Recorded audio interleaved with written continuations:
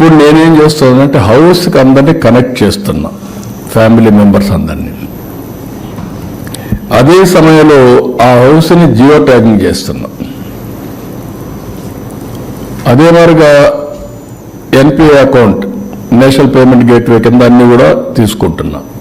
మొన్న నేను 10% ఇళ్ళకి డబ్బులు ఇవ్వాలంటే వరదలు వచ్చిన తర్వాత ఇవ్వలేకపోయా. ఎందుకంటే వాళ్ళ దగ్గర మా దగ్గర లేవు, కలెక్ట్ చేయడానికి చాలా టైం పట్టింది. ఇప్పుడు అందరు అకౌంట్స్ వస్తున్నాయి.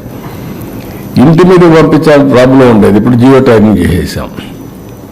నేను ఏదైనా రేపు ఒక విపత్తు వస్తే నేరుగా ఆయన ఇంటి మీద ఫుడ్ డ్రాప్ చేసే పరిస్థితి వస్తుంది. Every house is authenticated with geo tagging. ఇవన్నీ ఎందుకు చేశామంటే ఈరోజు నేను సమాజాన్ని ఒక నిర్దిష్టమైన విధానంతో, ఒక విజన్తో ఎవ్రీ వ్యక్తి ఆనందంగా ఉండాలి, ఎవ్రీ కుటుంబం ఆనందంగా ఉండాలి, సమాజం ఆనందంగా ఉండాలి. అదే wealthy, healthy, happy family. That is my goal. అది చేయడానికి ఈరోజు ఇవన్నీ చేసిన తర్వాత ఇంటర్ఫేస్ అన్నీ కూడా ఈజీ అవుతాయి. అందుకే P4 అన్నాను, జీరో పావర్టీ. ఆర్థిక అసమానతలు తగ్గించడం కోసం నిరంతరం పనిచేయడం. హై నెట్వర్త్ ఇండివిజువల్స్ ఎవరైతే డబ్బులు బాగా సంపాదించారో వాళ్ళు, ఎవరైతే అందరికంటే కింద ఉండే వాళ్ళని మెంటరింగ్, లేకపోతే వాళ్ళని ఏ విధంగా మీరు పైకి తీసుకురావాలో ఒక కార్యక్రమం తీసుకొని చేయమంటున్నాం. ఒక ఆర్గనైజేషన్ కావచ్చు, వాళ్ళ యొక్క ఆర్థిక వనరులను బట్టి, వాళ్ళ శక్తి సామర్థ్యాలను బట్టి, వాళ్ళ విల్లింగ్నెస్ను బట్టి, వాళ్ళ యొక్క ఎబిలిటీ అంటే ఒకసారి కెపాసిటీ ఉంటుంది. ఆ కెపాసిటీని బట్టి నేను పూర్తిగా టైం చేయలేను, అదే డబ్బులు ఉన్నాయి. డబ్బులు ఉన్నప్పుడు నేను ఒక సీఈఓని పెట్టి నేను గైడెన్స్ ఇచ్చి ఆయన ద్వారా చేయించుకోగలుగుతాం. బట్ సాటిస్ఫాక్షన్ ఉంటుంది నాకు. సిఎస్ఆర్ ఫండ్స్ ఉన్న ఇవన్నీ పెట్టి P4 అనేది ఒక గేమ్ చేంజర్గా తయారవుతుంది. P3 is a game changer in creating wealth. సంపద సృష్టించడానికి P3 పనిచేసింది.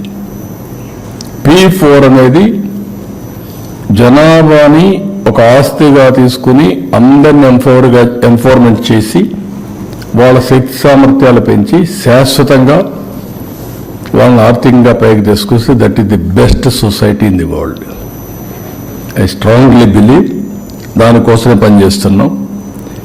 ఇవన్నీ ఏ విధంగా పనిచేస్తాయి అనేది మళ్ళా ఒకసారి వస్తే,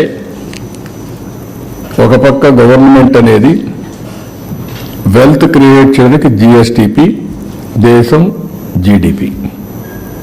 మనం ఇక్కడ గ్రాస్ స్టేట్ డొమెస్టిక్ ప్రోడక్ట్ అంటాం. నేషనల్ లెవెల్లో గ్రాస్ డొమెస్టిక్ ప్రోడక్ట్ అని వారు ఇచ్చేస్తారు. దాన్ని ఎంతమంది జనాభా ఉంటే వాళ్ళకి డివైడ్ చేస్తే తలసరి ఆదాయం వస్తుంది. ఒకరికి ఎక్కువ ఆదాయం వస్తుంది, ఒకరికి తక్కువ ఆదాయం వస్తుంది. ఇవన్నీ వచ్చినప్పుడు ఎంత ఒకప్పుడు ఇండియా 1%, 2% గ్రో అయ్యాం. అప్పుడు అందరూ మనం ఎగతాళి చేశారు హిందూ గ్రోత్ రేట్ అని. అప్పుడు పెద్ద ప్రాజెక్టులు ఏం చేయలేకపోయాం. ఇప్పుడు గ్రోత్ రేట్ పెరిగింది. రెండోది ఫాస్ట్గా కూడా పోయే పరిస్థితి వచ్చేది. దీనివల్ల ఏంటి లాభాలు అన్నీ కూడా మీకు ఒకసారి చూస్తే, నేను అనుకున్న లక్ష్యానికి ప్రారంభించాం. దాని ఫలితాలు రాబోయే రోజుల్లో వస్తాయి. ఏ విధంగా నేను చేయబోతున్నానో నా అప్రోచ్ ఏంటో ఆ రోజు చెప్పింది, ఇప్పుడు జరిగేది ప్రజలకు కూడా ఎక్స్ప్లెయిన్ చేస్తే ప్రజల్ని పూర్తిగా భాగస్వాములు చేయడం. నేను చెప్పింది చాలా మందికి అర్థం కాకుండా వాళ్ళ వ్యూస్ నా మీద దొరుకుతారు. మంచి వ్యూస్ అయితే నేను సిద్ధంగా ఉన్నాను.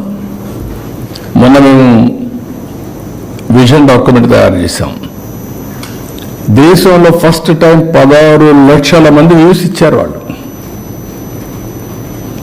నాట్ ఈవెన్ నేషనల్ విజన్ కూడా వికసిత భారత్ కొంతమంది ఇలా ఆంధ్రలో 16 లక్షల మంది ఇంటరాక్ట్ అయ్యారు, ఆన్లైన్లో పంపించారు. అవన్నీ తీసుకున్నాం.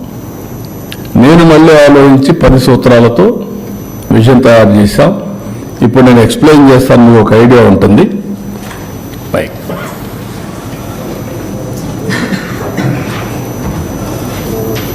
లైక్ అబ్బాయి అండి. Okay, carry on. ఇక్కడ ఫస్ట్ టైం మీకు హిస్టరీ కూడా పోతే మీకు ఒక ఐడియా ఉంటుంది. అందుకే రాష్ట్ర ప్రజలందరికీ కంపారిజన్ ఆఫ్ సదరన్ స్టేట్స్, దక్షిణ భారతదేశంలో ఉండే స్టేట్స్తో కంపేర్ చేస్తున్నాం. ఇక్కడ గ్రోత్ సినారియో